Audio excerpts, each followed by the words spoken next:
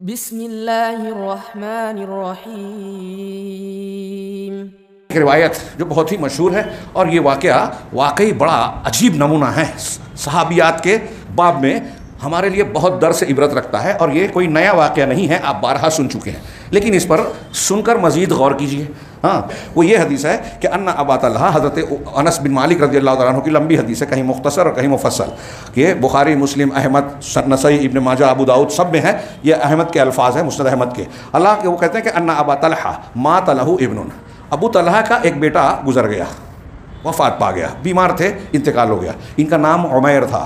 اللہ کے رسول صلی اللہ علیہ وسلم جب حضرت ام سلیم کے گھر جاتے تھے تو اس بچے سے کھیلتے تھے، یا عمیر ما فعل النغیر، ان کے پاس ایک کھلونا تھا، اس کا نام نغیر تھا، عمیر نغیر نے کیا کیا، اور آپ ان کے ساتھ دل لگی کرتے تھے۔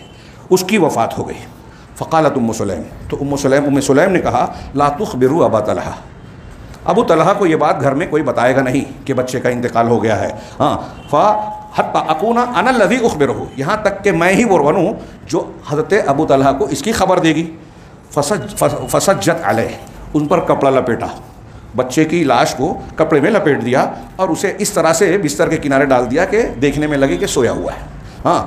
فلما جاء ابو طلحہ وضعت بین یدیہ طعاما، پھر جب ابو طلحہ آئے، بعض روایتوں میں تفصیل ہے کہ یہ ابو طلحہ کا معمول تھا، صبح میں جاتے تھے، نبی کریم صلی اللہ علیہ وسلم کی مجلس میں رہتے تھے، پھر واپس آ کے خیر اللہ کے بعد پھر جاتے، عشاء کے وقت لوٹتے تھے، تو عشاء کے بعد آپ واپس آئے۔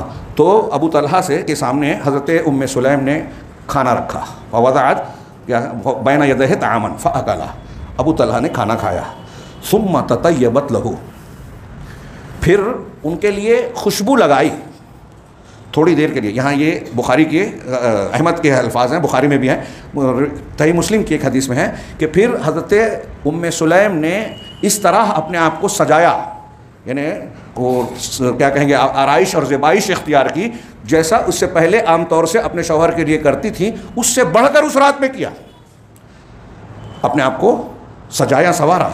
تھوڑی دیر کے لیے سوچئے، مائیں بہنیں اور ہم سب سوچیں، آج ہمارے گھر میں میت ہو جائے، کسی بچے ہی کی کیوں نہ ہو جائے، کیا کوئی عورت یا ہمارا سماج یہ سوچ سکتا ہے کہ ایسے میں گھر میں آنے والے فرد کو، بچے کا باپ ہو، رشتہ دار ہو، اس کو کھانا کھلایا جائے، بیٹھ کے کھانا کھائے، پھر اس کے بعد اس کے لیے جو ہے خوبصورتی اختیار۔ اور یہاں میں ایک بات کی اور توجہ دلانا چاہتا ہوں، یہ ایک چھوٹی سی بات نہیں ہے، صحابیہ کا یہ کردار، صحابہ کا یہ کردار۔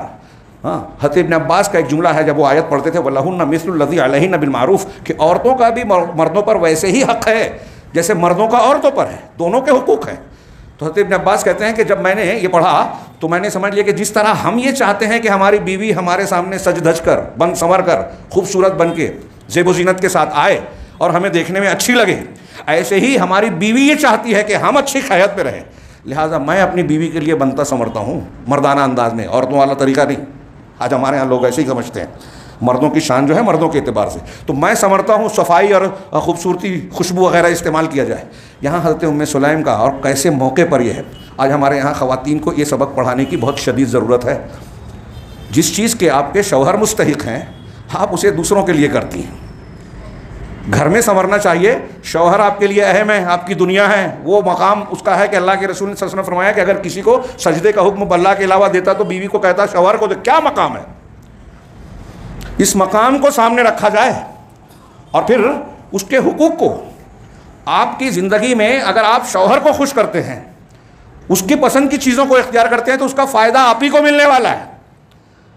ہمارے یہاں بہت سارے جھگڑے ہوتے ہیں، بہت سارے مسائل پیدا ہوتے ہیں، اور اس سلسلے میں مردوں اور خواتین کے معاملے میں دونوں طرف سے زیادتی ہوتی ہے۔ میں یہ صرف ایک پہلو نہیں کہہ رہا ہوں، لیکن خواتین کا طبقہ اس سلسلے میں بڑی بے توجہی کا شکار ہے۔ جہاں اللہ کے رسول کہہ رہے ہیں کہ اپنی ضرورت کے لیے وہ بلائے تو تمہیں تنور چھوڑ کے جانا چاہیے، ورنہ فرشتے رات بھر لعنت کرتے ہیں ایسی خاتون پر۔ یہ دیکھیے کہ ان کے لیے خوبصورتی، تجمل، آرائش اختیار کی جائے، بنا اچھا کپڑا ان کے سامنے پہنا جائے، شادی بیاہ اور دوسرے موقعوں پر نہیں، وہاں پہنے نہ پہنے، شرعی آداب میں رہ کے، منع نہیں ہے، لیکن شوہر کے سامنے آرڈر ہے، حکم ہے۔ اور بیوی کے لیے شوہر کی جو اہمیت ہے، ظاہر سی بات ہے کہ اگر وہ شوہر کو خوش رکھتی ہے، شوہر کی توجہ اپنی طرف مبذول رکھنا چاہتی ہے، شوہر کی محبت اس کے لیے قائم رہے، یہ چاہتی ہے، تو ان امور کو اختیار کرنا چاہیے جو اس کے لیے ضروری ہیں۔ اس میں سے ایک یہ ہے کہ آپ ان کے لیے بنے سنوریں۔ ہمارے یہاں گھروں میں عورتیں گندی اور بے زیب و زینت رہتی ہیں، اور جب کہیں نکلنا ہوتا ہے تو سوال یہ ہے کہ کیا غیروں کے لیے آپ کی زیب و زینت ہے، شوہر کے لیے نہیں ہے؟ اس بارے میں ہمارے یہاں اتنی بے توجہی ہے، اور میں سمجھتا ہوں بہت سارے گھروں میں جو ناچاکی جھگڑے میاں بیوی کے درمیان تناؤ پیدا ہوتا ہے وہ ان امور پر جو چھوٹی چھوٹی محسوس ہوتی ہیں توجہ نہ دینے کا نتیجہ ہے۔ بعض مرتبہ علیحدگی کی شکل میں یہ آتا ہے، اور عورتیں اتنی جرأت مند ہو جاتی ہیں کہ شوہر کی ضرورت پوری نہیں کرتی ہیں، شوہر پر زیادتی کرتی ہیں، بستر الگ کر لیا، مائکے چلی گئیں، نتیجہ دوسری شادی، تناؤ، دل میں نفرت کا پیدا ہونا، اس کا بڑھنا۔ بعض مرتبہ بچوں یا کسی مصلحت کی تحت اگر معاملہ رکا بھی رہتا ہے، طلاق خلا نہ بھی ہو، تو وہ محبت جو گھر کو جنت بناتی ہے وہ موجود نہیں رہتی۔ علامہ ابن قیم نے کہا کہ کتنے میاں بیوی ایسے ہیں کہ ایک دوسرے کے مزاج کے خلاف معاملات کرتے ہیں، جس سے ان کے اپنا گھر ان کے لیے جہنم بن جاتا ہے۔ کاش یہ سمجھتے اور ہم مزاج اور شرعی اصولوں کے مطابق اگر ایک دوسرے کے حقوق کا خیال کریں تو وہی گھر ان کے لیے جنت ہوگا۔ اگر نہیں جم رہی ہے اور گھر جہنم ہے تو یہاں بہتر یہ ہے کہ دونوں علیحدہ ہو کر اپنے ہم مزاج اور دیندار سے شادی کریں، تب انہیں پتہ چلے گا کہ اللہ نے میاں بیوی کے درمیان کیسی لذت اور کیسی جنت رکھی ہے۔ لیکن بہت سے لوگ اس جنت سے محروم ہیں۔ یہ علامہ ابن قیم کی بات کو میں نے اپنے الفاظ میں بیان کیا۔ تو حضرت ام سلیم، اور یہاں قابل توجہ بات یہ ہے، آج ہمارے یہاں لوگ دیندار بنتے ہیں، لیکن ایسے موقعوں پر ہمیں محسوس ہوتا ہے، میں محسوس کرتا ہوں کہ غیر مسلموں کا مزاج ہمارے یہاں دکھائی دیتا ہے۔ میت ہو جائے تو لوگ، بھوک بھی لگی ہے تو گھر کے لوگ کھانا نہیں کھاتے کہ ابھی میں کھاؤں، خاص طور سے خواتین اور عورتیں، کیونکہ وہ گھر ہی میں رہتی ہیں۔ مردوں کو دوست و احباب باہر لے جا کے کہیں کھلا پلا دیتے ہیں، چائے پان کرا، وہ گھر میں بیٹھی ہیں، لاش رکھی ہوئی ہے، تو انہیں خود کے لیے نہیں تو دوسروں کے لیے رونا پڑتا ہے۔ عجیب معاملہ ہے ہمارے معاشرے کا کہ اصول ضابطے، اس سے زیادہ ہمیں اس بات کی فکر ہوتی ہے کہ لوگ کیا کہیں گے اگر میں کھانا کھا لوں، ابھی تو کہیں گے دیکھو گھر میں میت تک کھانا کھا رہا ہے۔ ہاں کھائیں گے۔ ام سلیم کو دیکھیے، بیٹے کا انتقال ہوا ہے، بیٹا مرا ہوا ہے، لاش رکھی ہوئی ہے، خود ہی رکھی ہے، اپنے شوہر کو کھانا کھلایا، کھلانے کے بعد ان کے لیے خوشبو بنا سوا بناؤ سگار اختیار کیا، اور پھر اصاب منہا، انہوں نے اپنی ضرورت پہ پوری کی۔ مسلم شریف کی ایک روایت میں دیکھ رہا تھا کہ ان کا کہ اپنے بستر پر ابو طلحہ جب لیٹ گئے تو ام سلیم سج دھج کر خوشبو لگا کر ان کے قریب گئیں، ان کی خوشبو سے ابو طلحہ ان کی طرف متوجہ ہوئے اور دونوں نے اپنی ضرورت پوری کی۔ اللہ کے رسول صلی اللہ علیہ وسلم نے جب سنا تو یہ تعجب سے پوچھا، اس روایت میں یہ ہے کہ کیا ایسا ہونے کے باوجود ام سلیم اس بات کو جانتی تھی کہ بچہ مر چکا ہے، اس کے باوجود تمہارے لیے بن سنور کر تمہاری ضرورت پوری کی، تم کو خبر نہیں تھی؟ کہا ہاں اللہ کے رسول۔ اس پر اللہ کے رسول نے دعا دی دونوں کو۔ یہ کوئی معمولی کردار نہیں ہے۔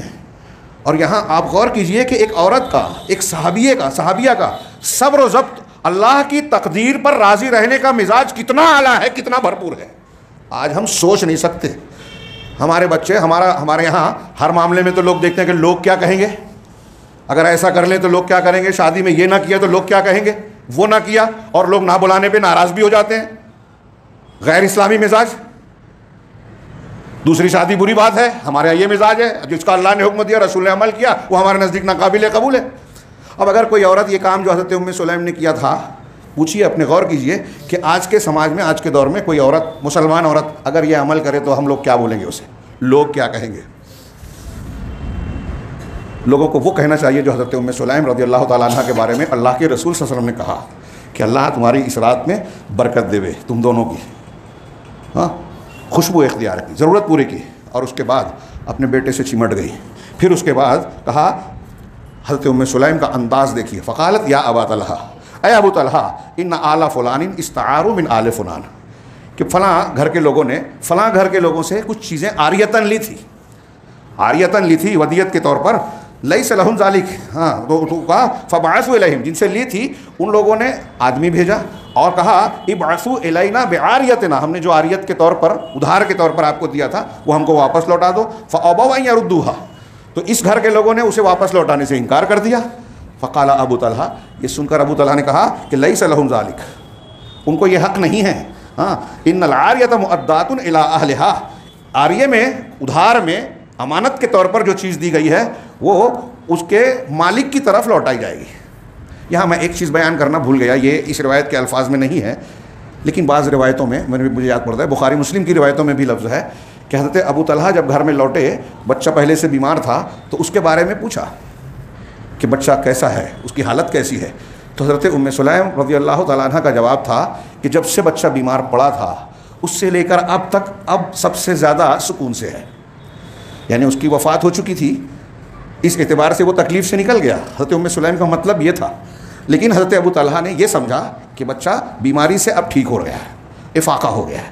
یہ اس کو توریہ کہتے ہیں. حضرت ابراہیم علیہ السلام کا 3 جھوٹ جو مولانا آزاد کو، مولانا مودودی صاحب کو سمجھ میں نہیں آیا، یہ توریہ سمجھتے تو سمجھ میں آ جاتا، حدیث کا رد نہیں کرتے. حضرت ابراہیم علیہ السلام نے 3 جھوٹ بولا، وہ جھوٹ نہیں تھے، وہ توریہ تھا. جیسے حضرت ام سلیم نے کہا کہ بچہ اب سکون سے ہے، حضرت ابو طلحہ نے سمجھا کچھ، ام سلیم کا مطلب کچھ تھا، یعنی انتقال کر چکا ہے، اور وہ کہہ رہے ہیں، وہ سمجھ رہے ہیں کہ اچھا ہو گیا ہے. دیکھیے کتنی گہرائی اور باریکی بصیرت ہے کہ بتانا نہیں چاہ رہی ہیں ابھی کہ تکلیف ہوگی. پھر اس کے بعد یہ شوہر کے مزاج کا خیال. آج ہمارے یہاں سماج میں ان کی نفسیات جو چاہتی ہے، جو بہت مشہور چیز ہے، ان چیزوں کا بھی خیال نہیں رکھتی عورتیں. اور یہی بات مردوں میں بھی ہے، اس کو ہلکا سمجھتے ہیں. کیسا کردار ہے دیکھیے، اللہ کے رسول صلی اللہ علیہ وسلم کی دعا کا مستحق بن گئے. چنانچہ وہ کہتے ہیں کہ جب سوال کیا، گھر سے جانے لگے، کہا کہ دیکھو اللہ تبارک و تعالیٰ نے وہ آل بنی فلان کے متعلق جب سوال کر لیا کہ کوئی امانت دے واپس لوٹائے تو مانگے تو کیا ہونا چاہیے، کہا نہیں، جو امانت کا مالک ہے اس کو لوٹا دینا چاہیے، عاریت اس کو دے دینا چاہیے. تب حضرت ام سلیم نے کہا فإن ابنک کان عاریۃ من اللہ عز وجل. تو ابو طلحہ تمہارا جو بیٹا تھا وہ اللہ کی جانب سے ہمیں عاریت ملا تھا، ادھار ملا تھا، اللہ اس کا مالک تھا نا اور ہے. وأن اللہ عز وجل قد قبضہ، اللہ عز وجل نے انہیں قبض کر لیا، یعنی اپنے پاس بلا لیا، اس کی موت ہو چکی. یہاں اس حدیث میں ہے فاسترجع، تو حضرت ابو طلحہ نے استرجاع یعنی انا للہ و انا الیہ راجعون پڑھا. یہی کہنا چاہیے ایک مومن کو.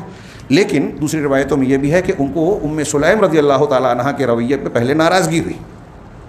ناراض ہوئے کہ بچے کا انتقال ہو گیا تھا، انہوں نے کھانا کھلایا، پھر مجھے اپنی طرف راغب کیا اور میں ان سے ملا، ناپاک ہوا، ان کا جملہ ہے اس طرح کا، اور اب مجھے بتا رہی ہیں.